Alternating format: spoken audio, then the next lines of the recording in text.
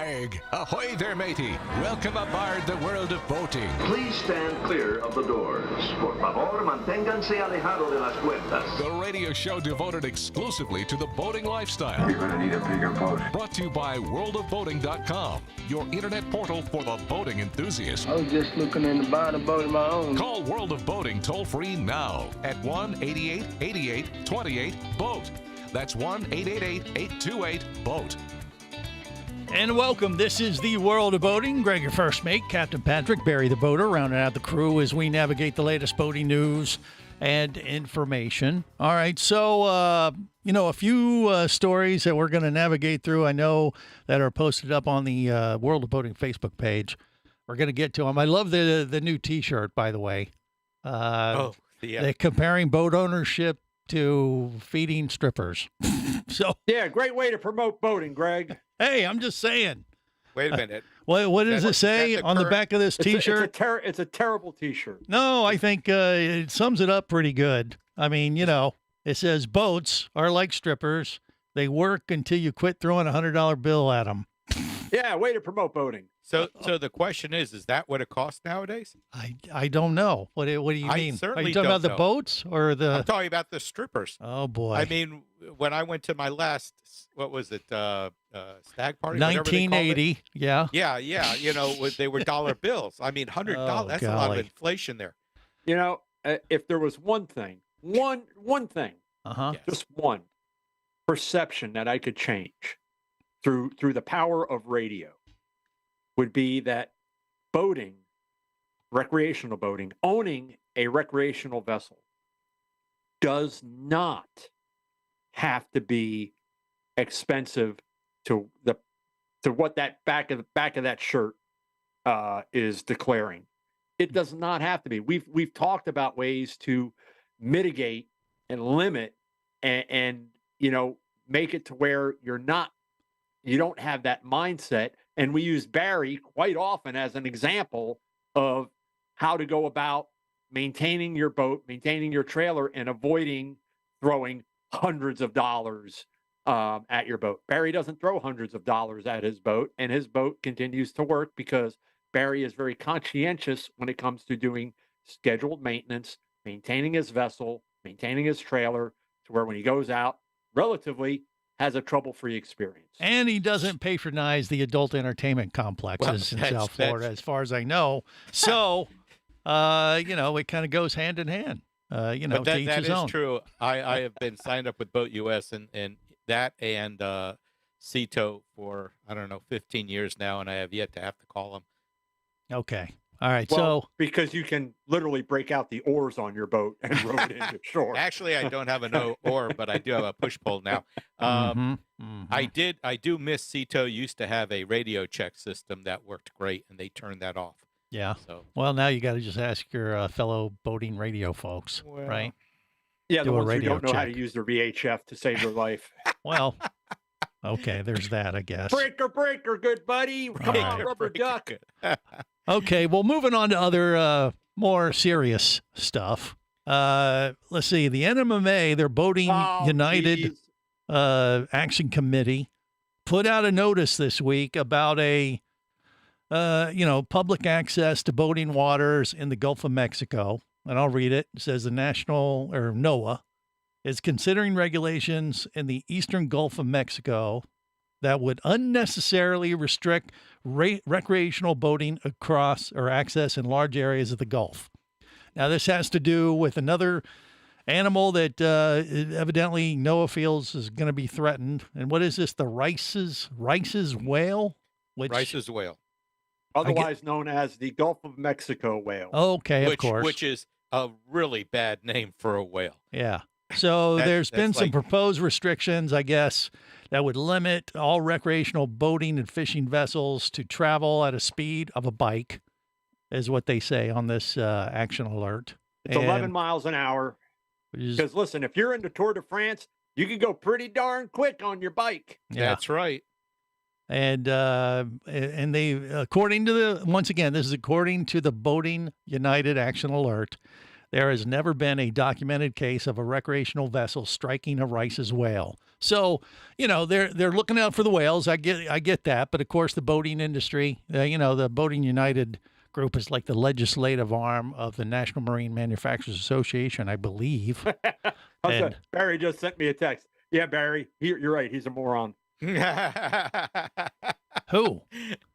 No one. Don't worry about it. Okay. So how do you feel about this? It sounds like some people are up in arms about some proposed regulations that could make it very difficult to boat through certain areas of the Gulf.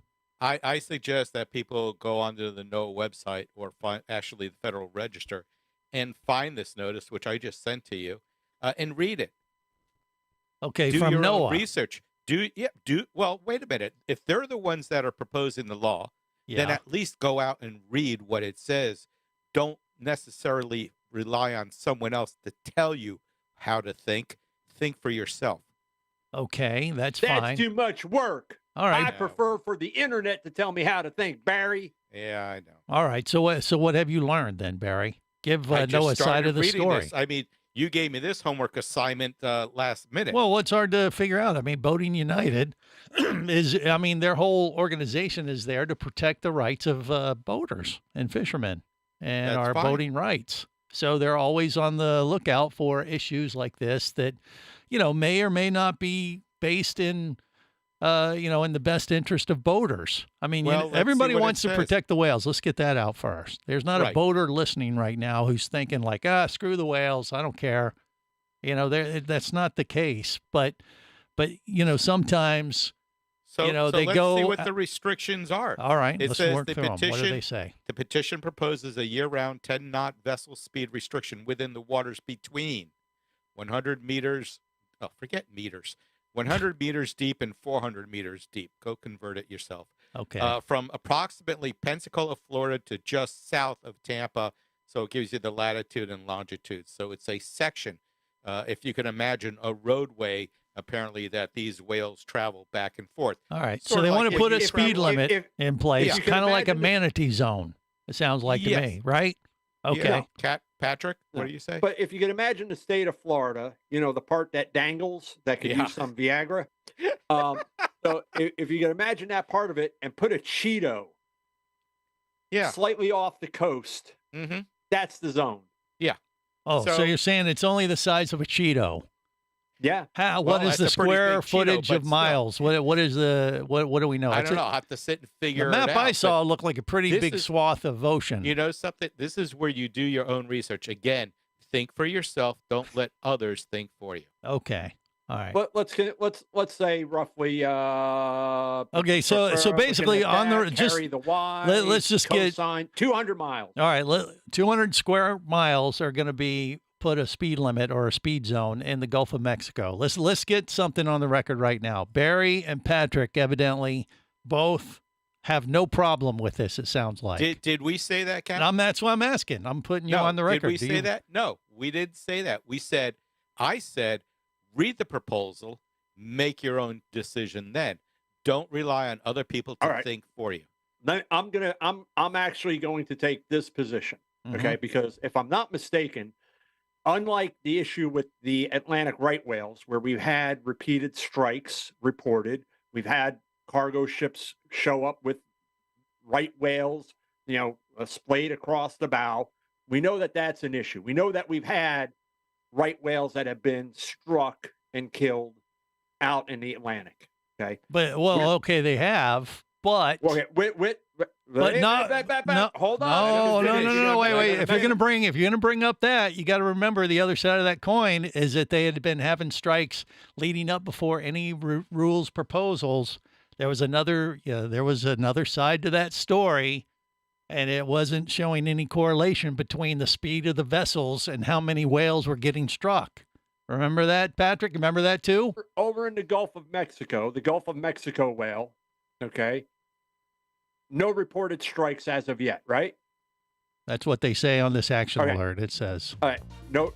I mean, I haven't heard anything anywhere, any ships, any recreational vessels coming in contact with a whale that I really didn't even know existed. Well, we'll follow up with this more next. Stay close. You're listening to the World of Boating Radio Network. Hosting a radio show about scuba diving and boating is one of the best gigs on the planet. It's actually part of my job to check out and report on cool new products I personally use to enhance my diving and boating adventures. However, I do believe in sharing the joy, and this is why we've added Nanook protective hard cases to our list of products you can now purchase on the merchandise page at scubaradio.com. Nanook cases are designed to protect the most sensitive equipment in the harshest environments. Underwater photographers, listen up. From their high-impact NK7 resin to their exclusive Power Claw latches, Nanook has raised the bar for those of you that demand the best protection for your gear.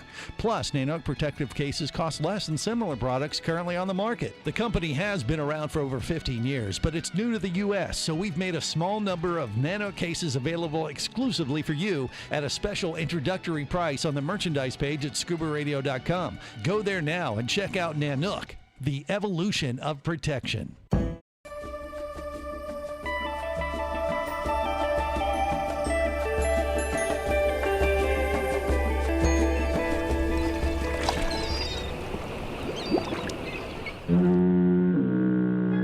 Successfully navigated the Sea of Commerce and now are clear to cruise with the World of Boating. I do like the water. The radio show devoted exclusively to the boating lifestyle. The sun, the sea air, good friends. Brought to you by worldofboating.com, your internet portal for the boating enthusiast.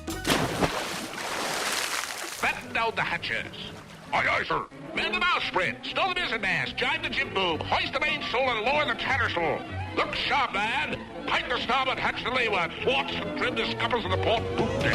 This is the World of Boating. Greg, your first mate. Captain Patrick Barry, the boater, rounding out the crew. All right, so NOAA's proposed a speed zone in the Gulf to protect the Rice's whale, which we're not sure exactly what that looks like, but it has the boating industry up in arms. They put out an action alert that, hey, you need to check this out. Let your legislator in your area know that you're not real happy about a potential speed zone. It sounds like they want to propose like a manatee speed zone out in the Gulf to protect these whales. Now, whether that's the right solution or not, I don't know. But according to this action alert, they're trying to ram it down our throats or trying to get this. We don't know. That's what the action alert says. Okay, I'm just saying. Let's back just up. Wait. First off, I did a little bit of research, and apparently there are two kinds of Rice's whales. Okay. There's the white Rice's whale. Oh, here we go. That was pretty good. And there's the jambalaya spiced version. Dirty and dirty rice. New Orleans. Now this is probably going to blow Greg's mind because he wouldn't let me. He wanted to just kind of get his point out there, but absent of any reported strikes, multiple strikes, multiple deaths of these whales in the Gulf of Mexico, I think this is a proposed legislation in search of a problem. Okay. I don't think that this is something that is needed at this point in time, whether for commercial vessels or for recreational. Because I haven't seen and I haven't read any data yet that says these whales are being impacted in this area by commercial and or recreational vessels. Right, but you could have said the same thing about the proposed legislation off the East Coast for the right whales, because they were claiming it was boat strikes when there's other groups blaming, wind farms and God knows what. Aliens. And if you remember when I talked about that, I believe there should be a delineation between, ships at a certain size transiting that area should probably heed, and be restricted in their movement, their speed, versus a 30-foot center console that's heading out to go do some sport fishing. Because I got news for you. 30-foot center console comes in contact with a right whale, I can guarantee you who's coming out the winner on that battle. True. Okay, and it ain't the boat. Well, that's true, but at the time when we were talking about that, and I think it kind of applies here, is what is the right solution? Is the solution to create these no-go zones or speed zones, like a manatee zone, or is there another alternative that might be less, abruptive, or less difficult for boaters and fishermen to take? I mean, I'm not saying that we shouldn't come up with a solution to protect the right whales or the Rice's whales, I'm sorry, and the Gulf. I'm just saying is creating a speed zone in this area of the Gulf, which, by the way, what are they going to do? Set up speed cops out there in the ocean again? This is ridiculous. Yeah, because they want all vessels transiting that area to be equipped with AIS systems, which I think is overly intrusive. And if I'm not mistaken, last year, a federal court ruled in favor of boaters because the federal government wanted vessels out in a certain area to have AIS systems, and it's like, no, we're not doing that. That's Big Brother type stuff right there, and no. So me and Patrick agree on that. How about that? That's another first. But the thing is when they push through these proposals like this, and I think this is why this action alert came out, is that you guys didn't know about it. I didn't know about it. That's what Boating United is there for, is to alert, recreational boaters and fishermen to issues like this that the government will propose. And if you're not aware of it, you won't pay attention and you won't get involved. You won't let your voice heard. And that's why they're there, making noise about this. Now, are they totally right? I don't know. I don't think that's really the issue. I do wonder, though, if creating a zone like this is really the best solution. I wouldn't think that would be the best solution, definitely from a boating perspective. So I guess I threw it out there to everybody to make them aware of it. And also, maybe we can come up with another alternative that might be a little bit more palatable to the boating industry. What do you think, Barry? Do you got an idea? No, as to an alternative to it, because this is a brand new thing, that no one knew about, but it is posted in the Federal Register.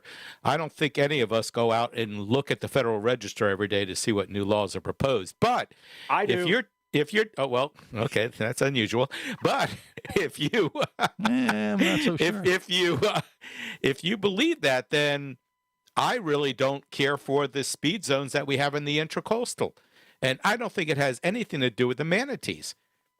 Okay, so I guess you just made the argument for don't create one out in the Gulf then. Is that what you're saying? No, I would like to see him get rid of the speed zones in the intracoastal. Okay, well, let's deal with one issue at a time, Barry. No. That would make me happy. Okay, well, it's all about making Barry happy. That's true. Right.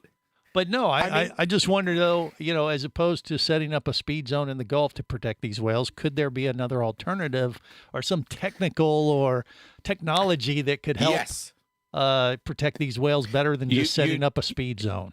You know how we're building those lanes in the middle of the highway, and they put those plastic poles on the highway? They could sink those into the waterway. No? What? Not poles. What they need is what is it? How about if somebody created transparent aluminum? Someone had to think that one up. Yeah. Maybe someone from the future. Yeah. If they created transparent aluminum, and I'm pretty sure transparent aluminum could hold, a whale. You guys are not helping, and we are trying to solve a problem here. You got that reference, right, Barry? Yeah. Yeah. But I think those plastic sticks sunk into the ground as like a roadway for the whale. Let's put plastic in the ocean. No. Good job, Barry. Okay, so we'll go. What with about some steel kind of instead. tracking system for the whales? Like if they could figure out who are the whales, and then what do? Arrest them and put them in whale jail? No, you put you put some kind of transmitter on them that your radar or something can pick up, so when you know when they're in the area and you should slow down. Why is that so hard? No, that wouldn't be hard, except then you have to mandate everyone that transits that area to have the equipment to pick that information up. And once they have AIS systems, guess who's tracking you? Well, does it have to be that, or could it be as simple as some kind of cell phone technology or something? I don't know. I'm just wondering. Come on, Elon, get on it. Get on board with this idea. Hey. Let technology fix it, Greg. as opposed to making us slow down in you areas. You want to give out your social security number while you're on air? No, of course. 1, 2, 3, 4, 5, That's 6, 7, 8, Patrick. 9. All right, there you go. More coming up. You're listening to the World of Boating Radio Network. Traffic sucks, unless you're scuba diving with Mike Scott. Mike glanced down at his dive computer. It showed less than 50 psi left in his tank. Probably just a few more breaths. Or riding shotgun in a thrilling car chase. One bullet hit the Jeep's windshield, spiderwebbing the passenger side. Mike shifted into second gear and felt the Jeep leap forward. This just got serious. Escape your commute with audiobooks from author Eric Douglas. Download to your phone. Go to booksbyeric.com or audible.com. Do you have a message or product you need to share with the boating world? Well, look no further than the World of Boating radio show. Just like you, thousands of boating enthusiasts are hearing this message, and we could be talking about you and your product or service as early as next Saturday. Remember, a terrible thing happens when you don't advertise. Nothing. Go to worldofboating.com, send us an email, and let's get to work to make your marketing message matter.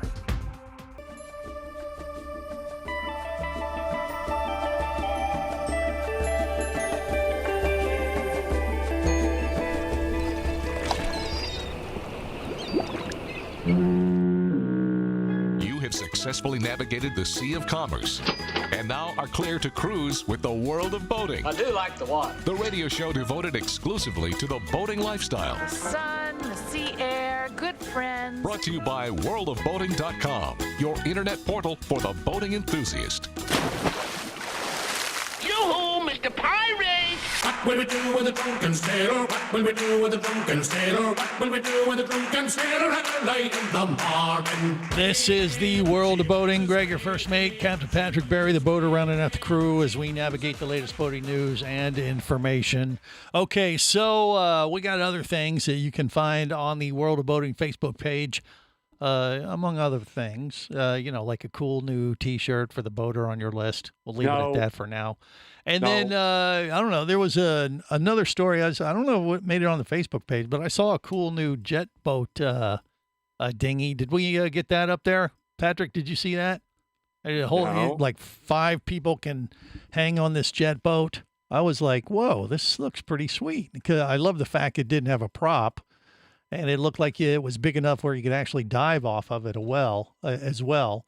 It's the Argos Nautic Jet 11. And so it's, inflatable, I think it's a ridge inflatable, it has a hard bottom, but kind of the pontoons don't necessarily go all the way around the front. So it's kind of like a hard bottom with 2 big pontoons on the back, center console dinghy, but it's jet powered. So it's like a supercharged or, kind of like a large, jet boat or, personal watercraft. But I was like, wow, that looks like a pretty good design for a dinghy to me. Have you, has that popped up on your radar or no? No. Okay.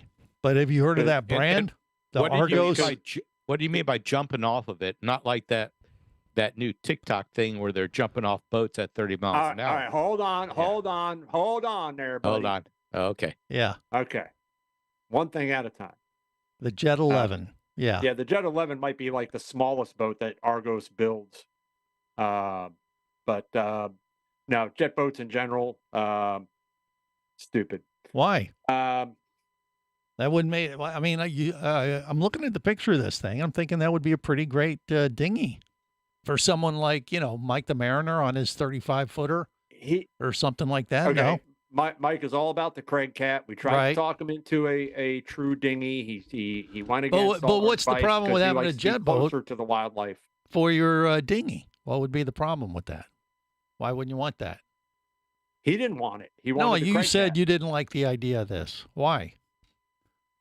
I just don't like jet boats. Oh, okay. First, they're a little bit harder to maneuver. Yeah. You have if you have a problem maneuvering a regular outboard boat, a jet boat's going to be a little bit more difficult. Well, you don't have any real control when you're not under power, correct? That is incorrect. Depends on the brand and what they do for close quarter maneuvering control, where they maintain some propulsion and how that clamshell is set up that redirects your water flow. So there are some advanced with jet boats, but here's the thing: jet boats know pretty much one speed. Jet boats run one way and one way only. There's no trim characteristics for a jet boat. Unless you have trim tabs, and the only way trim tabs is going to help you is to bring the bow down, which generally is not an issue with jet boats because they tend to generally run flat. So they are also loud and noisy, and they burn rate at a incredible. It's just because, again, most people, it's one speed only, and that's full throttle go. And I think jet boats, because people who have spent time on jet skis, they get into a false sense of security. And with boats like that, even a rigid inflatable, it's very easy to get it out of control. In other words, cutting a corner, making a turn too sharply, and throwing people out of the boat. Because again, jet boats, there's no, you're not turning an outdrive, you're not turning an outboard, a lower unit, anything like that. It's just redirecting water flow. Okay. So it's for me, in responsible hands as a tender, sure. But for the general public, no, there are better alternatives out there that are much more budget friendly than that. Well, yeah, I don't know what the price of this Jet 11 is. $90,000. Is it? No, it's not. You're a liar. Well, I'm looking at it now. The issue with trimming the boat, that's what you have passengers for, is you move them up to the bow or you move them out. And as far as throwing them off, that goes back to TikTok, right? Yeah, there you go. Okay, so TikTok, that this whole viral challenge thing that coming out of like Alabama, the Gulf Coast, where people were jumping off of boats and getting killed and stuff like that. The internet lied, Barry. Yeah, they always do. About what? It isn't a TikTok thing. It was not an actual thing. There's no viral TikTok challenge of people jumping off boats, unless now people are taking the fact that there wasn't truly a viral challenge of people jumping off boats, that somebody is actually going to go out there and now try to do this. And do not do this. Don't jump off a moving boat. Any way, shape, or form. Don't jump off the bow. Don't jump off the side. Don't jump off the stern. And let me tell you something. Back in the day, maybe when I was 15 years old in an ROTC, and I think maybe that movie Navy SEALs had come out with Charlie Sheen or something like that. And there was a part where they jumped off the bridge from the moving car. Maybe some friends and I were out in a boat out on the Banana River, and maybe we were like, "Hey, we could do this too. We could be like Navy SEALs." And we were up on the gunnel side, and then you roll off the boat while the boat was moving, which in hindsight was as stupid as us jumping off the 520 Causeway Bridge. So no, don't do that. Don't do that. But you're right. I think that's what they're doing is the Navy SEAL. They're trying to do the Navy SEAL roll, but they're not rolling off the gunnels. They're jumping off the back. The basic cost of the GT11. But they're not, I know. Barry. According to who? Wait, so what happened? The videos that I saw of them jumping, they were jumping off the aft end of the boat while it was running. So, but you just said that was not happening. I'm confused. It's He's not saying that it isn't a TikTok thing. Then what is it? If there's videos out there, what is it? They're just people doing it. So it's just on YouTube. It's not on TikTok. Yeah. Is that what you mean? Correct. There's no challenge. People challenging each other to do this thing and post your video on TikTok. All right. The GT11, the basic white gel coat GT11 is $21,450 as a starting price. And if you want to add standard vinyl custom cushions, stop. What are you talking about? This $480. Are you talking about the rib that we were talking about? Yeah. Okay, we'll say that, Barry. 246. I did the GT11. You just said. Well, it's called the Jet 11 according to the press release. Okay. Hey, Greg. Yes. Do you like Pop-Tarts? Was there ever a point in time in your life where you like Pop-Tarts? Yeah, duh. I love Pop-Tarts. Okay. So coming out of Grand Rapids, Michigan, there was a couple, newlyweds, moved to Michigan, immediately took a leap to start a small business. And that is, they are selling ice cream from their pontoon boat on the weekends. And the name of their business is Ice Cream Afloat. It's That's a pretty pink good. pontoon boat that travels around West Michigan, selling classic ice cream on the water. And believe it or not, and this is what I find amazing, it's the first of kind for that area.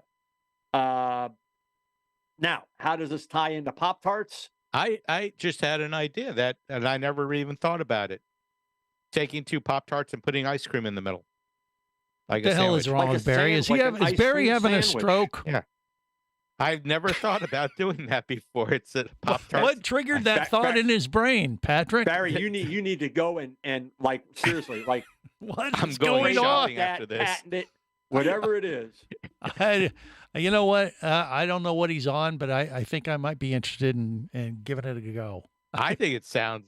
I'm gonna go shopping later. I'll get some ice cream, some Pop-Tarts, make my own. With all the ice different cream types sandwiches. of Pop-Tarts they have now. I have no idea what the hell's going on right now, so we're going to take a break, regroup, and try to catch up with the rest of the class. That's next on the World of Boating. You're listening to the World of Boating Radio Network.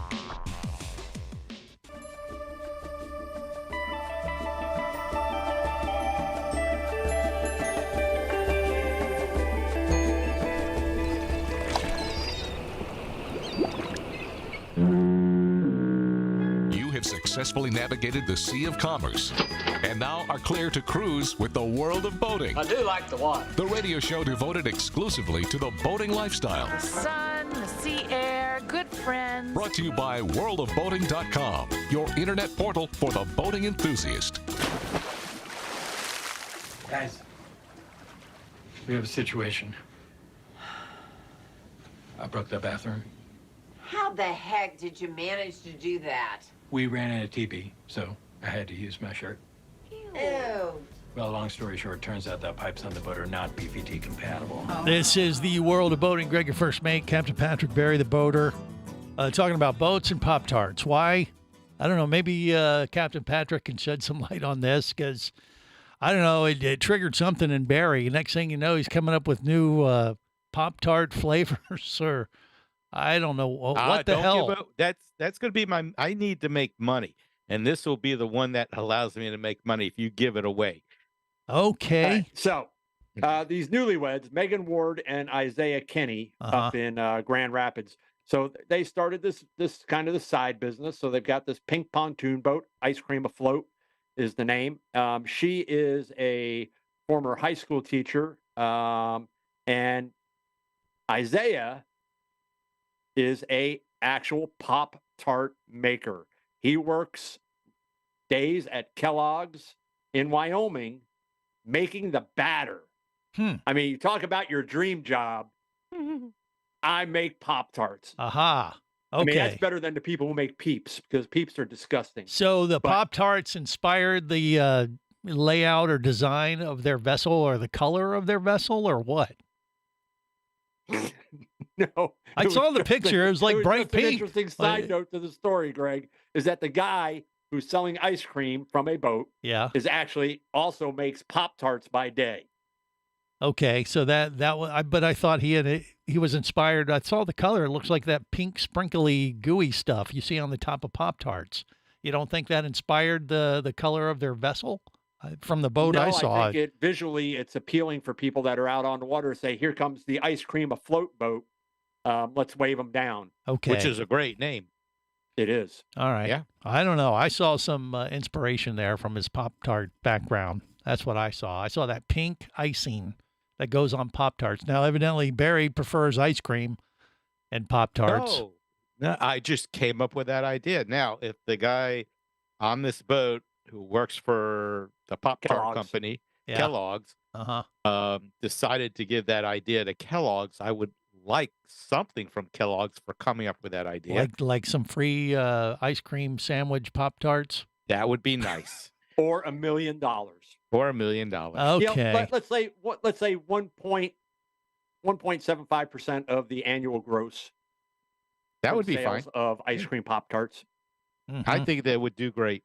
I'm confused. I'm still away. very confused. So, of course you are. So what is special then about these guys selling ice cream on their boat? Well, it's nobody else in that area is doing that. They found a nice side hustle, a nice in the gig economy. They found a nice way to be able to spend time out on the water, and bring tasty frozen treats to the masses. I see. So Now, in this heat wave we're all experiencing across the country, if you're looking for some extra, money, maybe go out on your boat and start a Mr. Softy franchise or something. Well, Yeah, we bring do have plenty of ice. we do have food barges down here in And Barry, but Mr. Softy is ice cream, just so we're clear, Barry. I know what you were thinking. Okay, well, I didn't know you had that problem. Barry, Yes. if somebody came to you, if let's say you had your captain's license and you ran your boat as a charter, what would you charge for an hour just to take somebody on a boat ride? Gee, I never thought about that. Just I don't know. Throw out a number. $100. Okay. So up in Geneva, Illinois, we've talked about these stories frequently, but they continue. A Geneva man is facing charges after officials said he was operating a charter boat business without the proper licensing.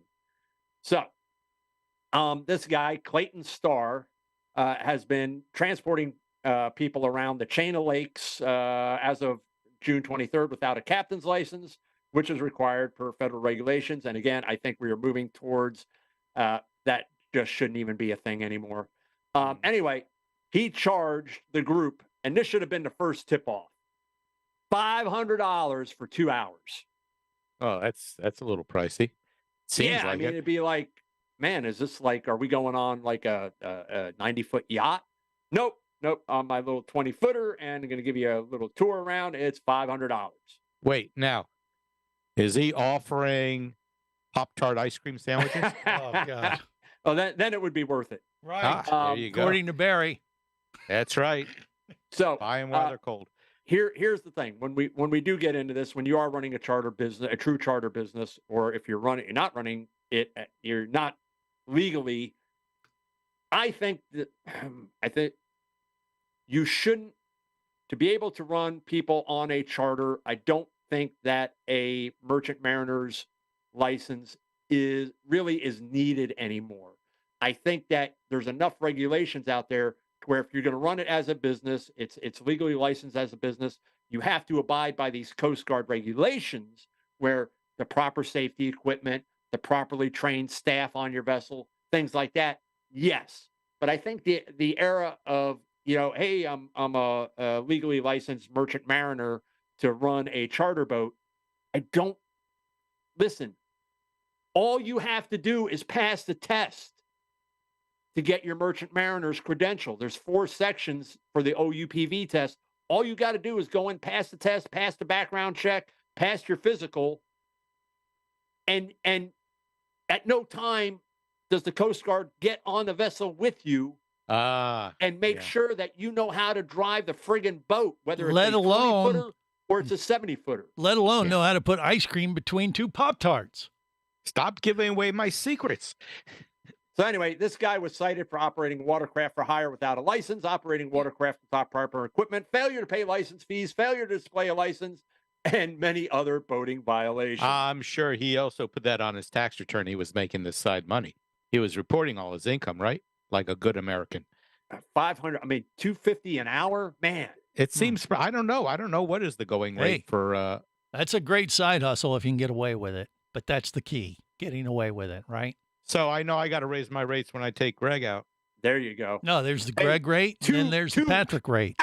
2 Pop-Tart ice cream sandwiches. That's right. Strawberry for Greg because he likes it with a pink top. But seriously, what do you guys think about is knowing what you know about getting a merchant mariner's credential? Is it really needed at this in this era? Because all it does is show that you passed the test. Right. And if there's no continuing education, there isn't. You passed it as of that moment in time. Correct. 10 years from now, all the as new long as you rules do and your laws- renewal. Yeah. You're and again, at no time does the Coast Guard get in a vessel with you, whether it's your bass boat that you're running for charter or it's your 90-foot sport fish, and make sure that you know how to properly handle that. You can exit. You can exit and enter Haulover or Fort Pierce Inlet. You know how to run an inlet. You know how that you know what to do in case of this or that. At no time do they require that you do that. They basically rely on the fact that you can fill out the calendar of your sea time and you're still alive, that you know what you're doing. And nobody ever lies on those calendars, let me tell you. Never. Greg, as a pilot, are you required to do continuing education, or once you're a pilot, you're a pilot? Well, you would have, I guess if you were flying people as passengers, you would have to, right? Definitely. Well, just to maintain your certification as a pilot, you have to do like 3 landings and takeoffs every 3 months. Night flight, takeoff and landing. You have to stay current. So there is some things that you have to maintain in that regard. So should that be for boating in this regard? Maybe. It's very possible that is the case. We will see.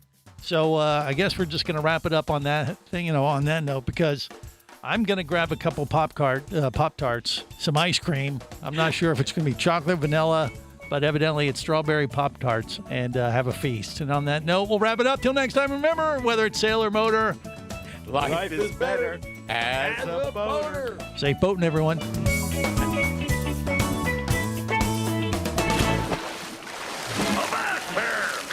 Here, you barnacle-bitten swab. World of Boating is brought to you by worldofboating.com, your internet portal for the boating enthusiast. Any of this getting through to you, son? World of Boating is a production of Overboard Entertainment Incorporated. Computer standing by. Remember, you can listen live or to archives of past shows worldwide over the internet at worldofboating.com. Computers can do that? So tell a friend and come aboard every week for the World of Boating. This is so great. I can't wait. I'm getting goosebumps. Feel me. Feel me. The radio show devoted exclusively to the boating lifestyle.